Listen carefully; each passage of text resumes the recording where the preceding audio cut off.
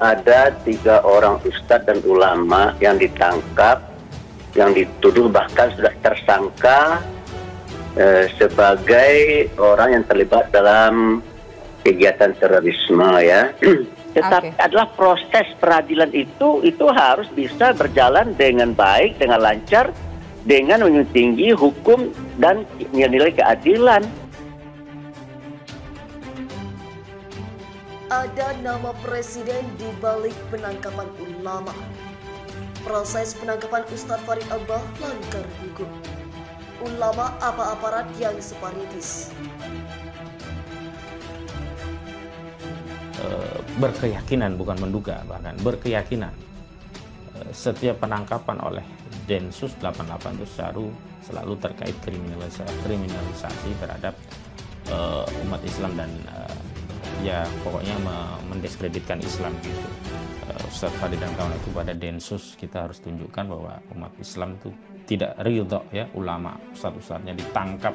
Dan tadi saya lihat luar biasa, sepatu tidak copot, Densus masuk, kemudian ada videonya beredar, itu tim Densus dugaan kuat saya mencari-cari bukti begitu, dan buku-buku saja yang dibawa, dan saya menduga ini nanti kalau buku-buku terkait ajaran Islam dijadikan bahan bukti, buku terkait jihad, buku terkait fikih dan sebagainya. Ini yang ada kita patut waspadai, ada semacam framing bahwa proses pemberantasan terorisme itu sangat terkait erat dengan satu narasi Islamofobia.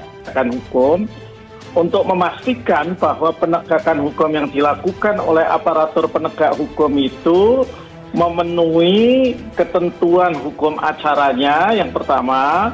Yang kedua, tentu kemudian juga memperhatikan aspek hak asasi manusia dan secara keseluruhan itu due process of law-nya atau proses penegakan hukum yang baik itu dilaksanakan.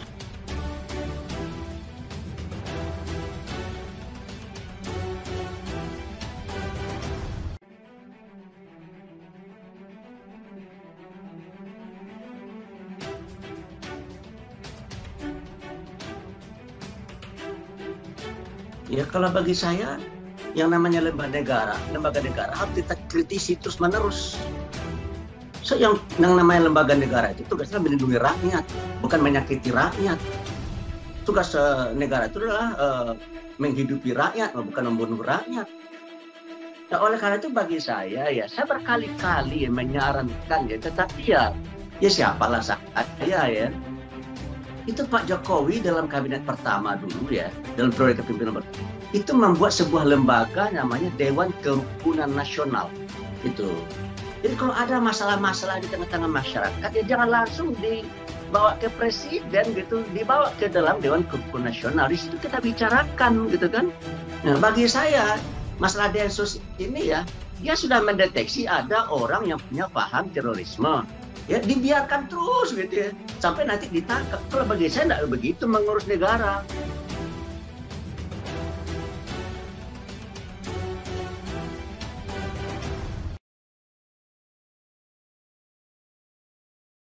Kami mahasiswa Indonesia bersumpah bertanah air satu, tanah air tanpa penindasan. Majelis Ulama Indonesia menyoroti penangkapan Ketua Umum PDRI Ustadz Farid Akbar oleh Densus 88 AT Polri. MUI menilai meski tindakan ini dilakukan oleh Densus tetap bisa menyeret nama Presiden Joko Widodo. Wakil Ketua Umum MUI Anwar Abbas meminta Polri menjelaskan dengan detail terkait penangkapan ini, sebab dampaknya akan menyeret nama Presiden. Kita meminta Densus 88 agar bisa menjelaskan hal ini sejelas-jelasnya kepada publik, sebab kita juga berkepentingan dengan menjaga nama baik Presiden.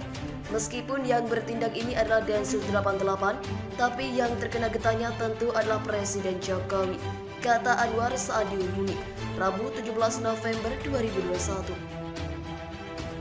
Dengan penangkapan Ustadz Farid, masyarakat disebutnya bisa beranggapan pemerintah Jokowi melakukan kriminalisasi terhadap ulama. MUI sendiri disebutnya meyakini jika penangkapan ini bukanlah atas perintah khusus dari Presiden. Betulkah Jokowi yang telah memerintahkan penangkapan ini? Saya terus terang tidak yakin dan tidak percaya.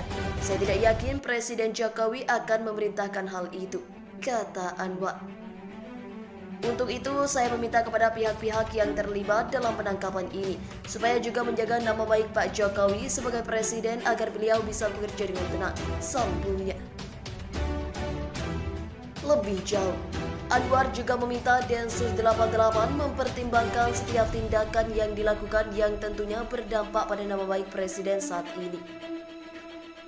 Kalau sekarang saya lihat sumpah serapah keluar, tetapi yang disumpah serapah itu bukanlah Densus 88, tapi adalah Presiden Jokowi, pemimpin dari pemerintah yang berkuasa saat ini.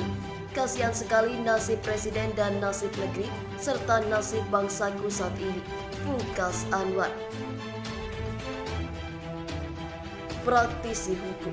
Proses penangkapan Ustadz Farid Ogbah dan kawan-kawan banyak melanggar hukum. Proses penangkapan Ustadz Farid Ogbah CS oleh Densus 88 banyak melanggar hukum. Saat menangkap Ustadz Farid Ogbah CS, Densus 88 tidak menunjukkan dan menyerahkan surat penangkapan kepada keluarga. Densus 88 tidak menunjukkan dan menyerahkan surat penangkapan kepada keluarga. Padahal KUHP mengatur setiap penangkapan harus disertai surat tugas dan surat penangkapan dengan dijelaskannya uraian ringkas tindak pidana yang dipersoalkan, kata praktisi hukum Ahmad Hazinuddin dalam pernyataan kepada redaksi Suara Nasional, Rabu 17 November 2021. Kata Hazinuddin, berdasarkan ketentuan pasal 18 ayat 1 KUHP, pelaksanaan tugas penangkapan dilakukan oleh petugas Polri dengan memperlihatkan surat tugas serta memberikan kepada tersangka surat perintah penangkapan yang mencantumkan identitas tersangka dan menyebutkan alasan penangkapan serta uraian singkat perkara kejahatan yang dipersangkakan serta tempat ia diperiksa. Sampai saat ini, keluarga tidak diberikan dasar penangkapan, salinan surat penangkapan, serta di mana tempat pemeriksaan Ustadz Dr. Farid Ahmad Ogbah, Ustadz Dr. Ahmad Zain An-Najah, dan Ustadz Dr. Anung Al-Hamad. Bahkan ketika didesak alasannya, Densus 88 hanya mengatakan nantinya akan dijelaskan di pengadilan, ungkapnya. Proses penangkapan Ustadz Farid Ogbah melanggar hukum, kata Hazinuddin, terutama pasal 69 KUHP. Dalam pasal 69 KUHP disebutkan, setelah seseorang ditangkap maka dia berhak menghubungi dan didampingi oleh seorang penasihat hukum atau pengacara.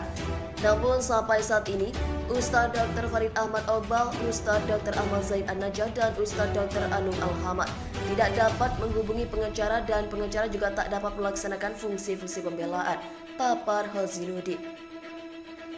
Pelanggaran hukum selanjutnya, kata Hazinuddin, pengambilan sejumlah barang milik Ustadz Farid Ogbah CS tidak disertai berita acara pernyataan, sehingga pengambilan barang bukti yang dilakukan oleh Densus 88 lebih mirip perampokan, paparnya. Ia mempertanyakan dasar hukum Densus 88 menyita barang milik Ustadz Farid Ogbah CS.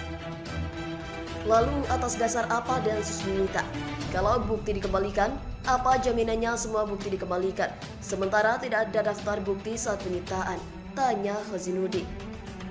Sebenarnya kalau murni penegakan hukum, Densus 88 tidak perlu melakukan penangkapan. Densus 88 bisa melakukan pemanggilan karena alamat Ustadz Dr. Farid Ahmad Ogbah, Ustadz Dr. Ahmad Zain An-Najah, dan Ustadz Dr. Anung Al-Hamad sangat jelas. Ketiganya juga punya posisi dan kedudukan yang jelas, sehingga tidak mungkin akan mangkir apalagi melarikan diri, paparnya. Terima kasih telah mengunjungi channel ini. Kami hanya sebatas menginformasikan, Andalah yang memutuskan. Kami, mahasiswa Indonesia bersumpah bertanah air satu, tanah air tanpa penindasan.